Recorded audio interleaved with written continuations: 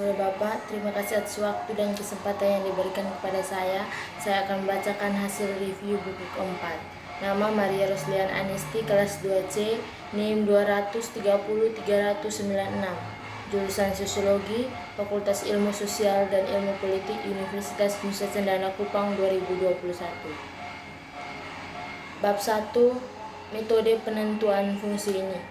Kata fungsi digunakan dalam dua cara yang berbeda. Terkadang itu menunjuk sistem gerakan hidup terpisah dari efeknya. Di lain kali itu mengungkapkan hubungan yang sesuai yang ada di antara gerakan-gerakan ini dan kebutuhan tertentu organisme. Jadi kita berbicara tentang fungsi pencernaan atau pernafasan dan lain-lain. Tapi kami juga mengatakan bahwa pencernaan memenuhi fungsi mengontrol penyerapan ke dalam organisme cairan atau zat padat yang dimaksudkan untuk memperbaiki kerugiannya. Kami juga mengatakan bahwa respirasi memenuhi fungsi yang dimaksudkan untuk memperbaiki kerugiannya.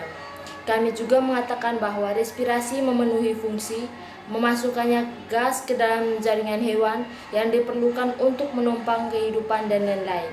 Dalam pengertian kedua inilah kami bermaksud istilah. Jadi untuk menanyakan apa fungsi dari pembagian kerja itu untuk menyelidiki gerbang kebutuhan yang sesuai. Setelah pertanyaan ini diselesaikan, kita dapat melihat apakah kebutuhan itu sama dengan memilih istilah ini. Itu karena istilah lain tidak tepat atau ambigu.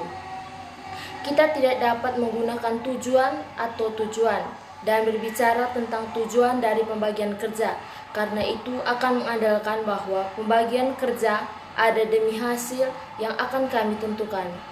Untuk menggunakan hasil atau efek juga tidak dapat memuaskan kita, karena tidak ada gagasan tentang korespondensi membangkitkan. Di sisi lain, istilah peran atau fungsi memiliki arti yang besar. Keuntungan menyiratkan ide itu, tetapi sama sekali tidak mengurangi pertanyaan tentang mengetahui bagaimana korespondensi itu dibuat. Atau apakah itu muncul dari beberapa adaptasi yang diinginkan dan terbentuk sebelumnya, atau dari beberapa penyesuaian secara acara. Yang penting bagi kami adalah mengetahui apakah korespondensi ini ada dan dalam apa isinya, dan bukan apakah ada sudah diramalkan sebelumnya atau bahkan sudah dirasakan. Untuk melakukan penelitian ini, kita dapat menggunakan perbedaan kebiasaan yang dibuat oleh jurisprudensi. Dikandung untuk praktik hukum, dari sudut pandang ini bisa sangat nyaman, tetapi sains tidak bisa puas dengan empiris semacam itu.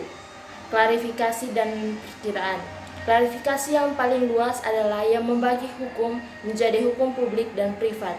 Hukum publik dipegang teguh mengatur hubungan individu dengan negara, hukum privat tersebut individu dengan satu sama lain.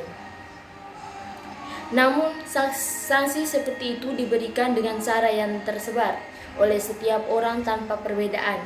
Sedangkan yang ada di hukum pidana ada diterapkan hanya melalui mediasi badan tertentu. Mereka adalah organ insight. Adapun jenis sanksi lainnya tidak serta menyeratkan apapun penderitaan di pihak pelaku, tetapi hanya terdiri dari pemulihan keadaan sebelumnya, menjalin kembali hubungan yang telah ada terganggu dari bentuk normalnya. Ini dilakukan baik dengan ganti rugi, paksa mengambil tindakan yang ditentang, mengembalikan ke jenis yang telah menyimpang atet, atau dengan membatalkannya. Itu berarti merampas semua nilai sosial.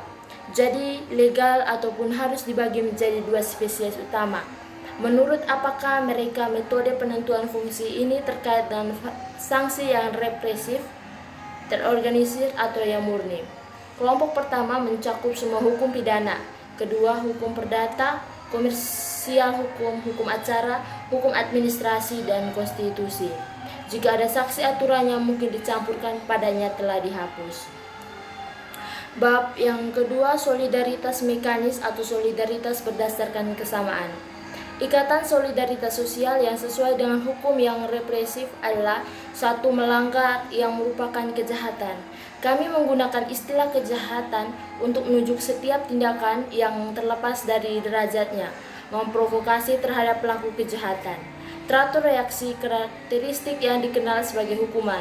Untuk menyelidiki, oleh karena itu, sifat ikatan dari ini adalah untuk menanyakan apa penyebab hukuman tersebut, atau lebih tepatnya, terdiri dari apakah kesejahteraan itu. Memang ada kesejahteraan dari spesies yang berbeda, tapi tidak kurang pasti itu semua spesies kejahatan ini memiliki kesamaan. Ini dibuktikan dengan reaksi yang mereka provokasi dari masyarakat. Fakta hukuman itu kecuali karena perbedaan derajat, selalu dan di mana-mana.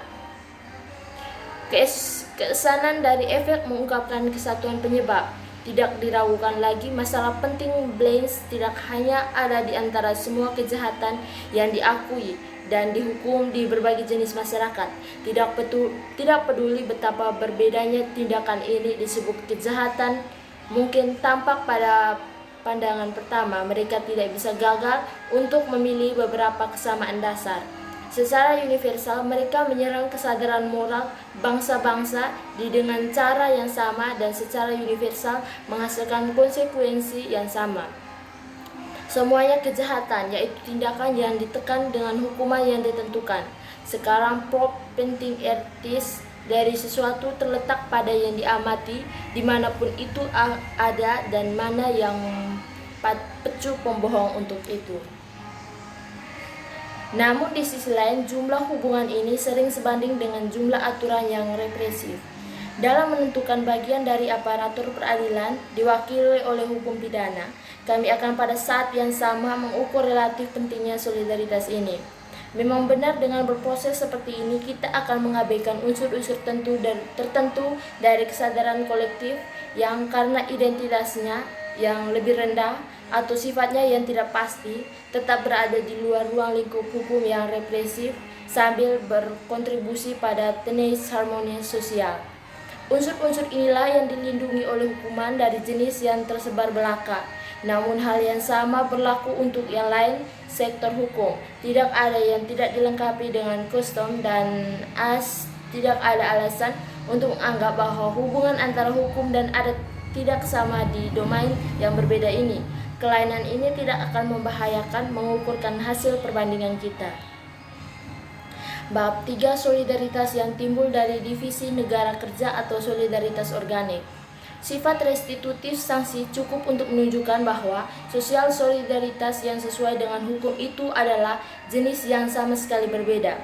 Ciri khas dari sanksi ini adalah tidak bersifat penebusan, melainkan hanya sekadar pemulihan status quo ante.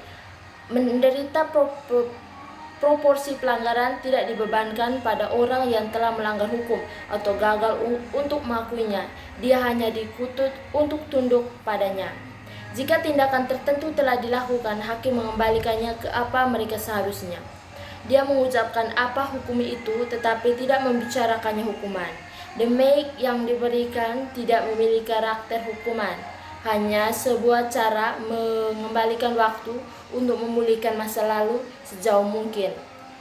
Keadaan pidana perdata dalam pemberian biaya yang selalu ditanggung oleh pihak yang kalah. Namun dalam pengertian ini, istilah tersebut tidak lebih dari sebuah nilai metafisis. Agar ada hukuman, setidaknya harus ada beberapa proporsionalitas atas hukuman dan kesalahan. Dan untuk ini, seorang harus menetapkan dengan tepat tingkat keseriusan kesalahannya. Faktanya, yang kalah dari kasus ini membayar biayanya, bahkan ketika niatnya memang demikian, tidak bersalah, dan dia bersalah tidak lebih dari ketidaktahuan. Alasan karena itu, aturan ini tampaknya sama sekali berbeda. Karena keadilan bukanlah admin gratis, tampaknya adil bahwa biaya harus ditanggung oleh yang satu yang telah menyuguhkan mereka. Selain itu, meskipun mungkin saja file prospek biaya tersebut dapat menghentikan penggugat yang terlalu terburu-buru, ini tidak cukup agar mereka dianggap sebagai hukuman. Ketakutan akan kehancuran itu biasanya akibat dari kemalasan dan kelalaian. Dapat menyebabkan pengusaha menjadi energik dan rajin. Namun kehancuran dalam konotasi yang tepat dari istilah tersebut tidak saksi pidana atas kekurangannya. Secara keseluruhan, hasil umum yang dengan cara berbeda mereka berkontribusi memproduksi.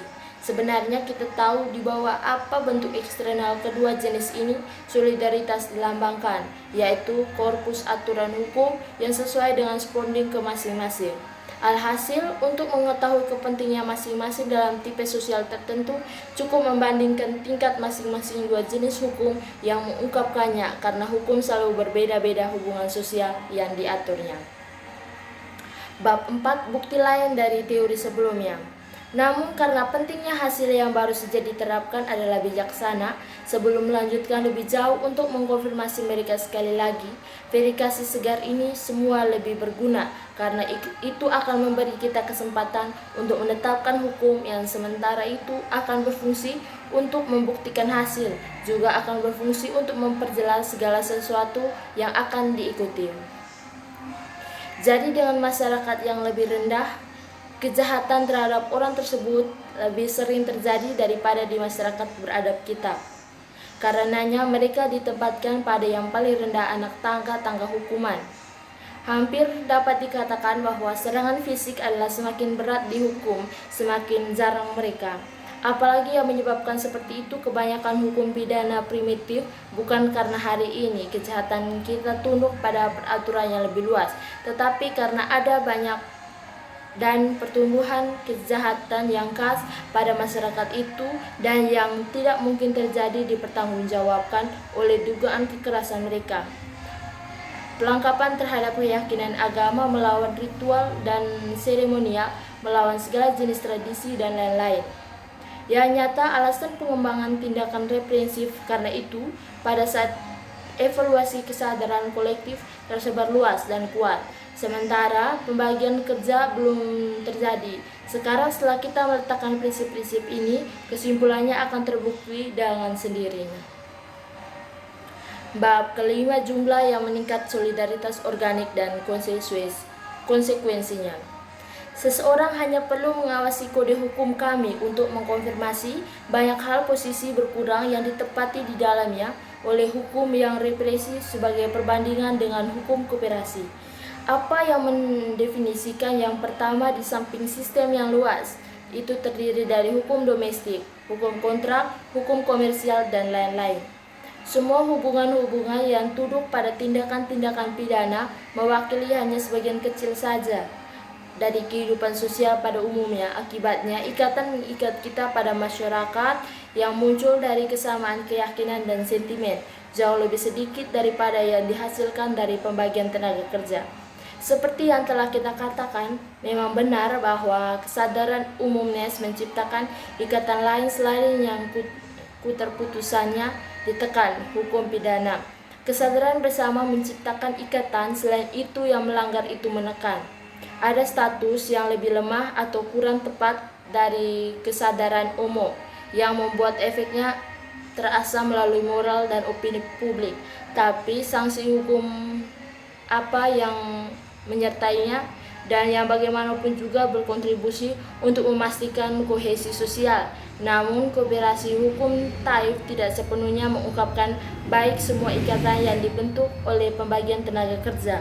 Karena itu memberi kita juga hanya representasi samar dari keseluruhan ini bidang kehidupan sosial. Dalam sejumlah kasus, hubungan antara ketergantungan bahwa menyatukan fungsi-fungsi yang terbagi hanya diatur oleh penggunaan dan aturan tidak tertulis ini pasti melebihi jumlah layanan yang sebagian perpanjang dari hukum yang represif karena mereka harus beragam seperti fungsi sosial itu sendiri. Jadi hubungan antara keduanya adalah sama dengan dua jenis hukum yang mereka tambahkan. Karena itu kita dapat membiarkan mereka keluar dari perhitungan tanpa jumlah total keberadaan berubah. Ini terutama yang menyatukan memenuhi peran yang pernah jatuh ke kesadaran umum. Ini terutama yang menyatukan entitas sosial di tipe masyarakat yang lebih tinggi. Ini merupakan fungsi pembagian kerja yang penting, tetapi dalam cara yang berbeda dari yang biasanya diakui oleh para ekonom. Sekian dan terima kasih.